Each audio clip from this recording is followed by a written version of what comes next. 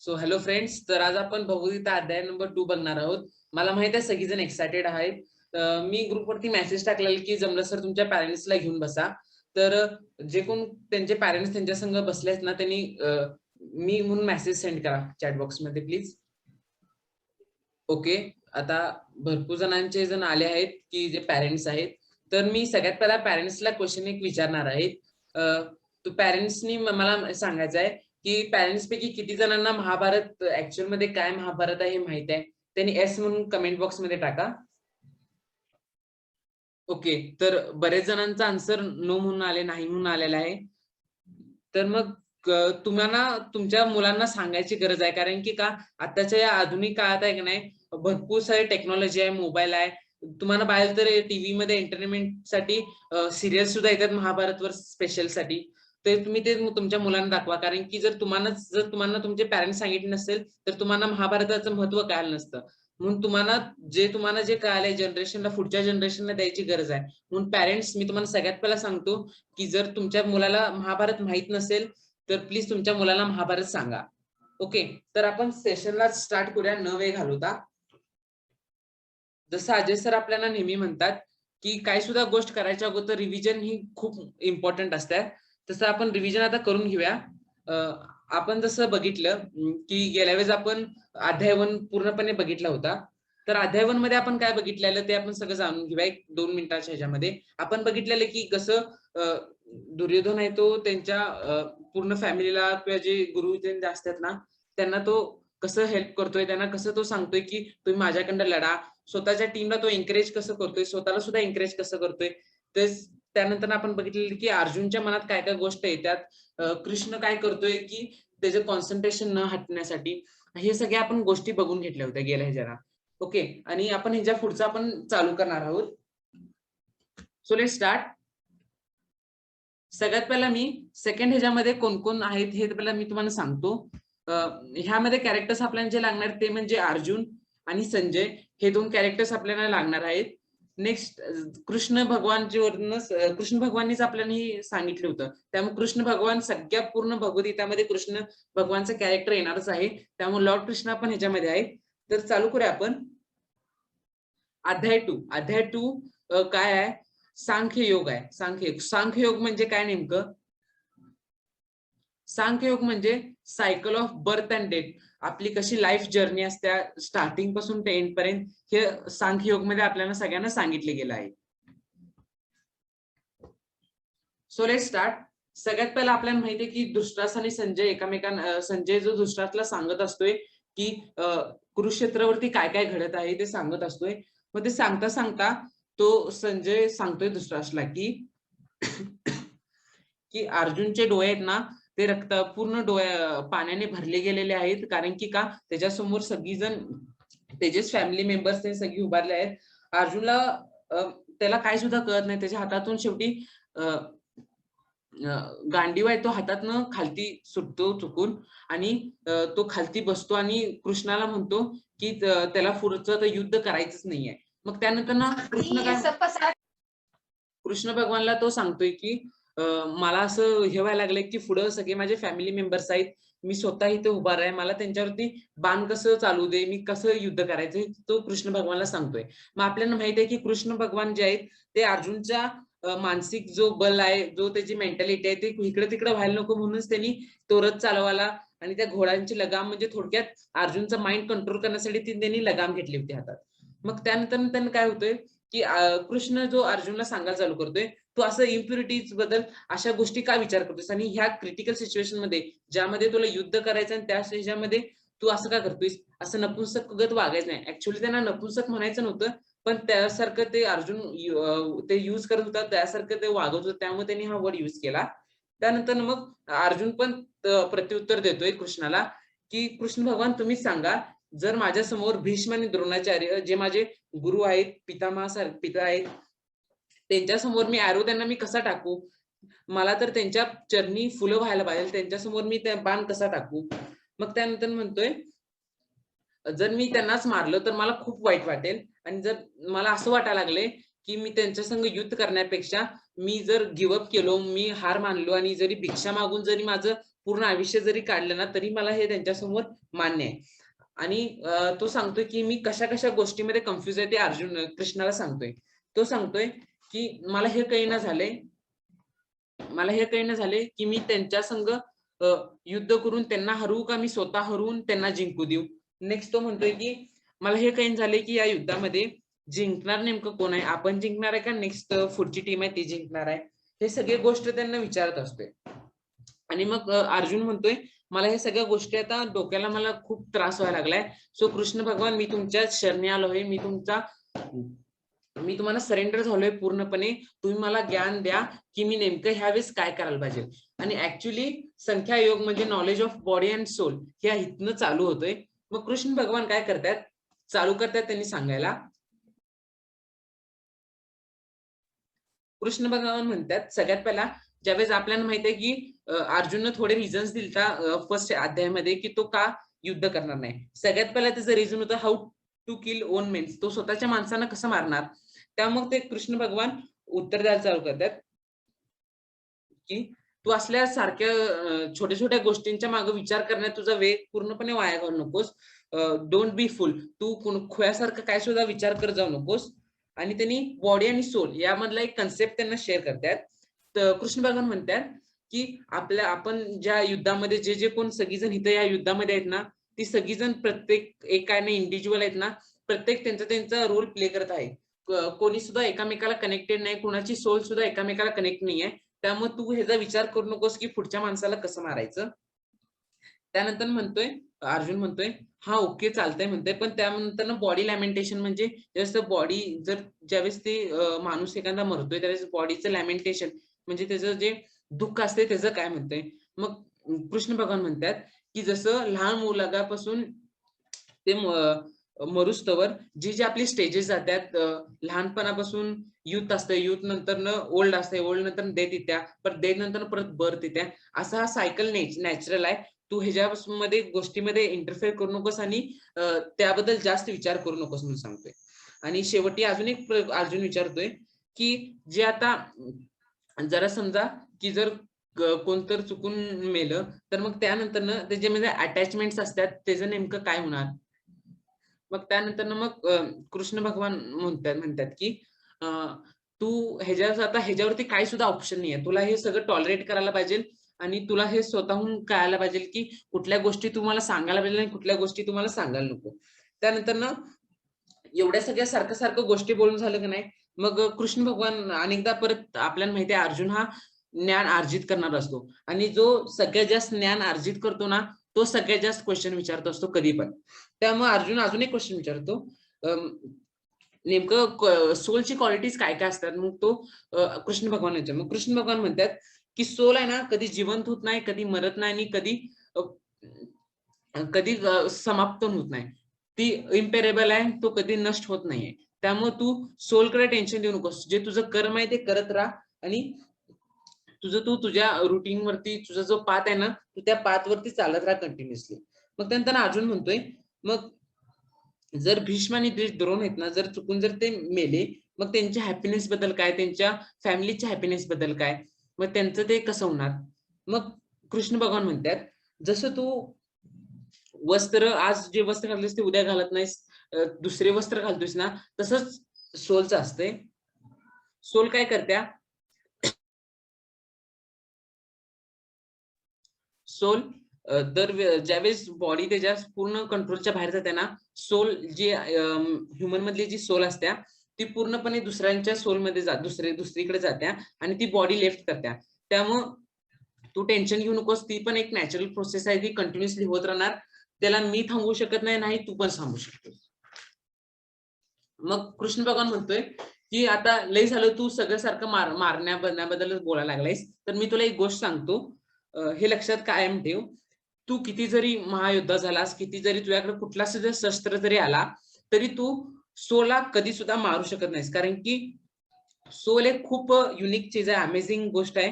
Soul त्याला तू cut करू शकत नाहीस, त्याला फायर करू शकत नाहीस, तू नेमकं त्याला काय सुद्धा करू शकत नाही. तू काय जगातला कोणताही माणूस असू दे किंवा मी सुद्धा असं असे ना, मी सोलला सुद्धा मी काही सुद्धा करू शकत नाही. कारण की ती एक अशी गोष्ट आहे ना जी इनपेरिशेबल आहे, कधी सुद्धा ती नष्ट होत नाही, ती अशी गोष्ट आहे. त्यानंतर ना कृष्ण विचारते, चालतंय म्हणते, अर्जुन म्हणते ओके. तुला माहित आहे की तू ह्याच्यावरती सोलवरती विचार करेना झालायस, तू त्याच्यावरती बिलीव्ह करेनास. तर मी तुला अजून एक गोष्ट सांगतो, की जर तुला ह्युमनच्या बॉडीबद्दल एवढंच जरी असेल ना, तर आपली ह्युमन बॉडी जी असते ती 5 एलिमेंट्स पासून बनलेली असते. आपल्या सगळ्यांनाच माहिती आहे. मग कृष्ण भगवान म्हणतात, की आपण शोक जर करायचा असेल ना, तर बॉडीवर करायला पाहिजे ना. पण आपली बॉडी जी 5 एलिमेंट्स पासूनच 5 एलिमेंट पासून तयार झाल्या. मग ज्यावेळेस केमिकल्स ज्यावेळेस आपल्या कुठल्या तर जातात, त्यावेळेस आपल्याला काय होतंय काय? आपण त्याचा शोक करायला पाहिजे काय? नाही म्हणतोय. आपण त्याच्याबद्दल शोक कधी सुद्धा करायला नको. कारण की केमिकल्स अशी गोष्ट आहे ना, जी कंटिन्युअसली येत राहते आणि जात राहते. त्यामुळे त्याबद्दल शोक करायला नको. मग ह्यामध्ये सुद्धा अर्जुन खूप कन्फ्यूज होतोय. मग कृष्ण भगवान सांगतोय, कर्मवध म्हणून योग आहे, तो सुद्धा एक्सप्लेन करतोय अर्जुनला. कृष्ण भगवान सांगतायत, की हे बघ अर्जुना, तुला माहित आहे की जे आपले गेल्या वेळेचे कर्म आहेत, त्या ह्याच्यावरतीच आपली ही पुढची लाईफ जी बेस असते. त्यामुळं तू कर्म करत जा आणि जे तुझे गेल्या वेळेचे कर्म आहेत ना, जोवर ते पूर्ण तू फेडत नाहीस ना, तोवर तुला ह्या जगावरनं कोणी सुद्धा मारू शकत नाही किंवा कोण सुद्धा तुझं अस्तित्व मिटवू शकत नाही. आणि ज्यावेळेस तुझी सगळी कर्म संपतील गेल्या वेळची, त्यावेळेस तुला कोण थांबवू सुद्धा शकत नाही. त्यामुळं तू पुढच्यांना वाचवायचा कधी चुकून सुद्धा प्रयत्न करू नकोस. त्यांची कर्म संपत आली असतील, तर ह्यांनी ह्या युद्धामध्ये 100% मारली जातील. त्यामुळे तू तुझे काम कंटिन्युअसली करत राहा. मग नेक्स्ट जे कृष्ण अर्जुनाला क्वेश्चन्स होता, सेकंड आणि थर्ड होता, की जर मी माझ्या समोरच्यांना जर मी मारायला चालू केलं, तर मी माझं किंगडम जे आहे ते कुणासंग एन्जॉय करणार आणि मग मला सीन्स येतील, मी नरकात जाईन. मग कृष्ण भगवान ह्याच्यावरती उत्तर द्यायला चालू करतात, की एन्जॉयमेंट बद्दल तू काय टेन्शन घेऊ नकोस. कारण की का, जर तू जिंकलास, युद्धामध्ये जर जिंकलास, तर तुझी जी पूर्ण जी लाईफ आहे ना, ती रॉयलिटी मध्ये जाईल. तू राजा बनून राहशील आणि तुझी पूर्ण लाईफ ही ती रॉयलिटी मध्ये जाईल.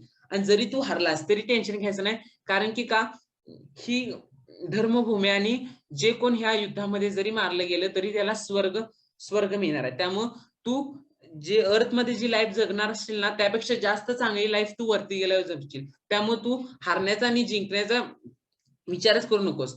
तू फक्त फाईट कर. तुझं ड्युटी आहे, तुझी फाईट करण्याची ना, ती ड्युटी आहे. हॅपीनेस साठी, सॅडनेस साठी, जिंकशील का हरशील हे विचार करून तू फाईट अजिबात करू नकोस. जे तुझ्याकडे जी फाईट आहे ना, जे तुझ्याकडे ड्युटी आहे, जी ड्युटी तुला दिल्या देवाने, आणि तुला सांगतो अगोदरच, की क्षत्रियचा सगळ्यात पहिला धर्म म्हणजे युद्ध करणं आहे. आणि जर तू त्यामधूनच मागं जर तू फेरला गेलास, तर तिथंच तू सीन मध्ये जाशील. त्यामुळे तू तुझी जी ड्युटी आहे ती पूर्णपणे हे कर.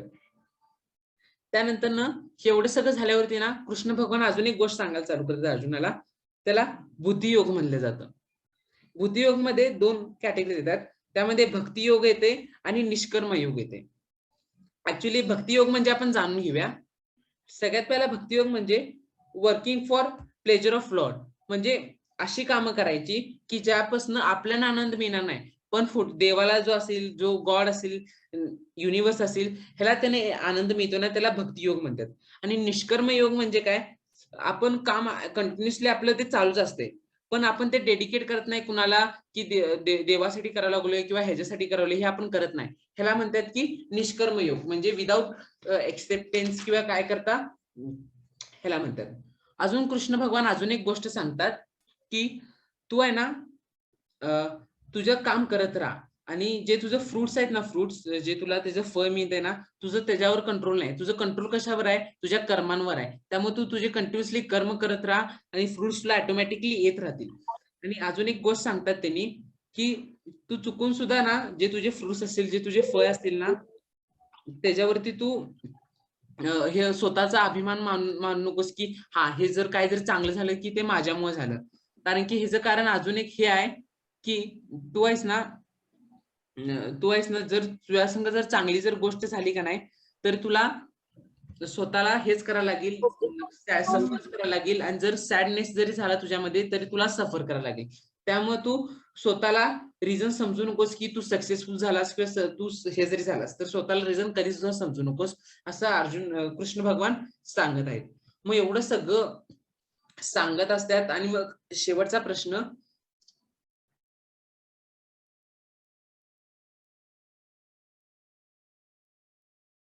शेवटचा प्रश्न अर्जुन म्हणतोय, लास्ट ज्यावेळेस अध्याय संपत येत असते ना, त्यावेळेस मग कृष्ण भगवान सांगतात, a person who attain a higher taste can give a lower taste. सगळ्यात इम्पॉर्टंट गोष्ट आहे की जर एखादा पर्सन असला, जर त्यांना हायर टेस्ट म्हणजे त्याला प्राप्त करायचं असते, जर त्या गोष्टीपर्यंत जर तो गेला असेल ना, तर मग तो त्याच्यापेक्षा जे खाली काळजी जे असतील ना, तो त्या सगळ्यांना सांगू शकतोय की तू त्याच्यापेक्षा जी खालची जी गोष्ट आहे ना, ते करायला त्यांनी सांगू शकतोय. त्यामुळं कृष्ण भगवान म्हणतात की तू तुझे जे लेवल आहे ना, ती सगळ्यात बेस्ट बनवायला तू तयार कर.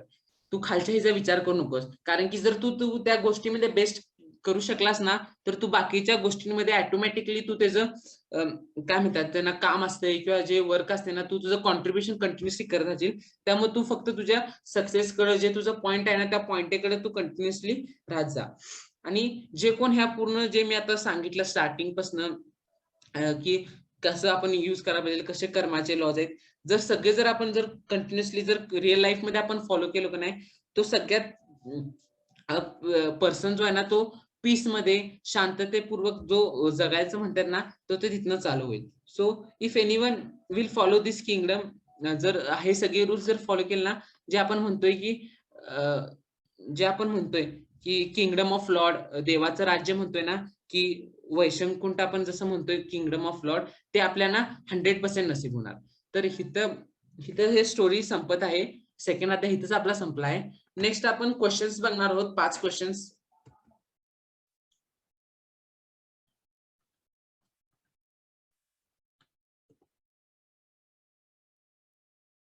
ओके, मग क्वेश्चन बघायच्या अगोदर ह्या गोष्टी 3 तुम्ही लक्षात ठेवा. Think and write. तुम्ही जे आता क्वेश्चन्स विचारणार ना, त्यांच्यावर विचार करा, मग राईट करा. Think before you speak. जे पण काय बोलणार आहे त्या अगोदर पण तुम्ही विचार करा. Be a good listener. जे मी क्वेश्चन सांगणार आहे त्यासाठी पूर्णपणे तुमचं माइंड पूर्णपणे स्टेबल ठेवा आणि ऐकत व्यवस्थित राहा. ओके, सगळ्यात पहिला मी तुम्हाला एक कन्सेप्ट सांगतो की तुम्हाला ह्या फॉर्मॅटमध्ये आपल्या ग्रुपवरती आन्सर टाकायचा आहे. सगळ्यात पहिला ग्रुपचं नेम टाकायचं आणि क्वेश्चन नंबर, मी टोटल 5 क्वेश्चन विचारणार आहेत. मी तुम्हाला फॉर्मॅट तुमच्या ग्रुपवर टाकलं, आपल्या ग्रुपवर टाकलेलंच होतं. ज्यांनी कोण बघितलं नसेल सो सॉरी, मी आता इथे एक्सप्लेन करू शकणार नाही माझ्या मते. सो हा, तर मी गेल्या वेळेस आपल्या ग्रुपवरती, वायपीच्या ग्रुपवरती तुम्हाला फॉर्मॅट आणि रूल्स अँड रेग्युलेशन्स मी तुम्हाला टाकले होते. कशा पद्धतीने 20-20 मार्क्स मी सबमिट केले, तर प्रत्येक क्वेश्चनला 20-20 मार्क्स आहेत.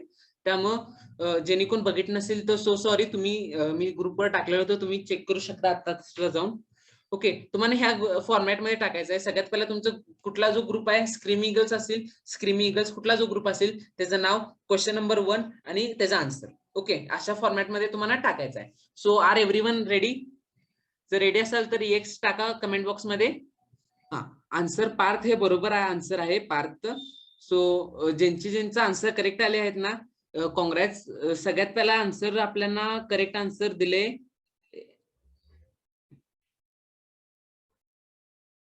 ऋषभनाथनं आपल्याला सगळ्यात पहिला करेक्ट आन्सर दिले.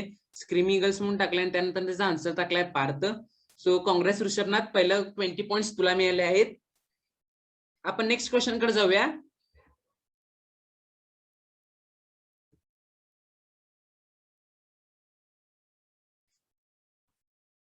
Next question, did Bhima kill Ashwatthama the elephant? Ashwatthama या एलिफंटला भीमानं मारलं होतं का नाही?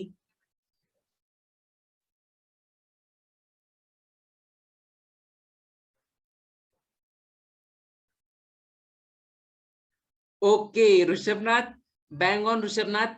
आन्सर तू करेक्ट द्यायला लागलाय. सेकंड सुद्धा आन्सर ऋषभनाथने दिलाय. सो सगळ्यांनी ऋषभनाथला कॉंग्रॅट्स करा. खरं म्हणजे भीमानं अश्वत्थामा या एलिफंटला मारलेलं होतं. Very good Rishabhnath. आणि एकानं आन्सर पहिला चुकीच टाकलंय, त्यामुळे बाकीच्यांनी सुद्धा आन्सर नो नो म्हणून टाकलेले आहेत. जर तुम्ही आता जरी डिलीट केला तरी आम्हाला कळणार आहे. त्यामुळे तुमचे -5 पॉईंट्स व्हायला लागलेत, हे पण तुम्ही विचार करा. Okay, next third question.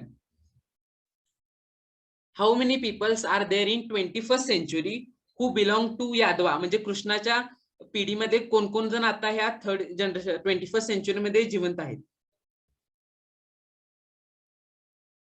राजचा answer आला आहे. सौंदर्या, यश, मृणाल, आदित्य दरेकर, जगन्नाथ.